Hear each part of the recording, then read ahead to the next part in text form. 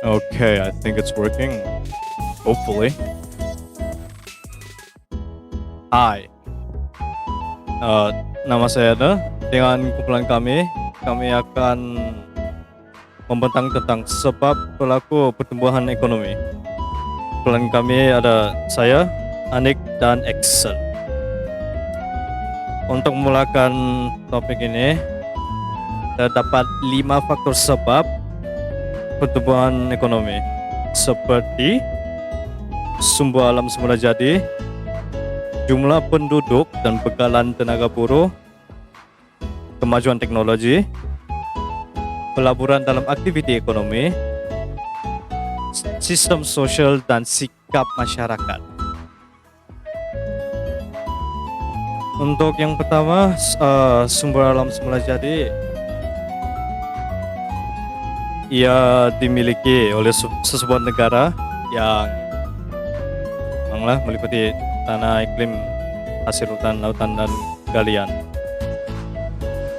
Basically, with what they have, forest.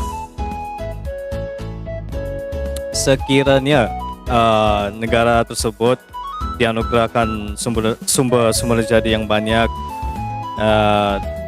negara boleh mengembangkan ekonomi dengan lebih mudah.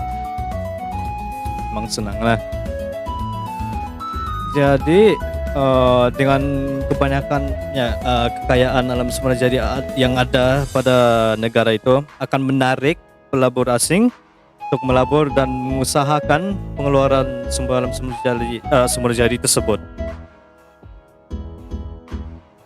Memang macam itu juga lah. Foreigners trading stuff. Untuk beberapa faktor sebab yang lain, saya akan memberikannya kepada rakan saya, Anik ke Excel, atau antara mereka dua.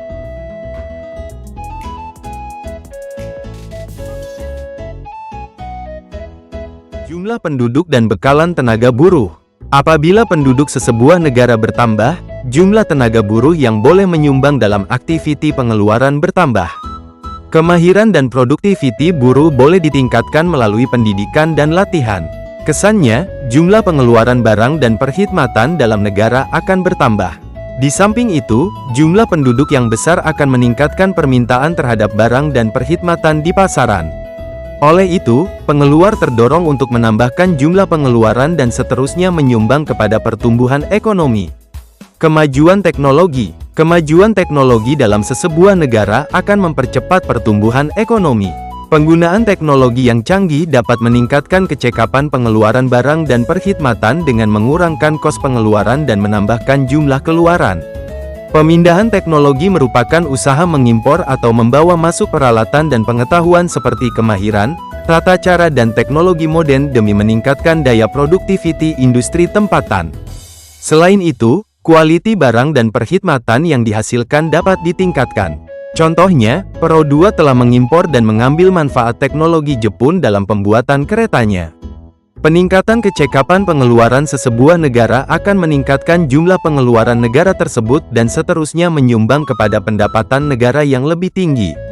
Kesannya, kegiatan ekonomi akan berkembang dengan pesat. Seterusnya ialah pelaburan dalam aktiviti ekonomi. Pelaburan dalam sektor ekonomi akan melahirkan aktiviti pengeluaran dalam negara. Selain itu, semakin besar nilai pelaburan, sama ada pelaburan domestik atau asing, semakin banyak barang dan perkhidmatan yang akan dikeluarkan dalam aktiviti ekonomi. Seterusnya, pelaburan ini berfungsi sebagai sumber dana untuk membiayai barang modal.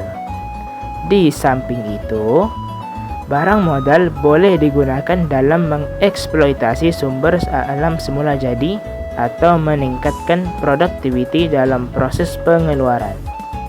Sekiranya tiada pelaburan yang mencukupi, sesebuah negara tidak dapat menjalankan aktiviti ekonomi dengan lancar.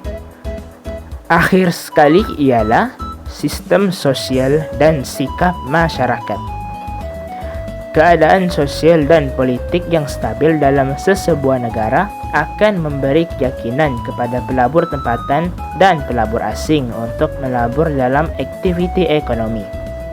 Selain itu, sikap keterbukaan masyarakat sesebuah negara akan mempengaruhi pertumbuhan ekonomi.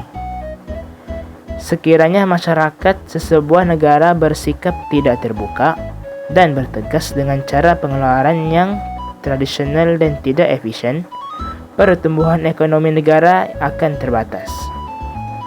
Sebaliknya, sekiranya masyarakat berpikiran terbuka dan boleh menerima perubahan teknologi dalam aktiviti pengeluaran, maka produktiviti negara akan meningkat dan ekonomi berkembang dengan pesat.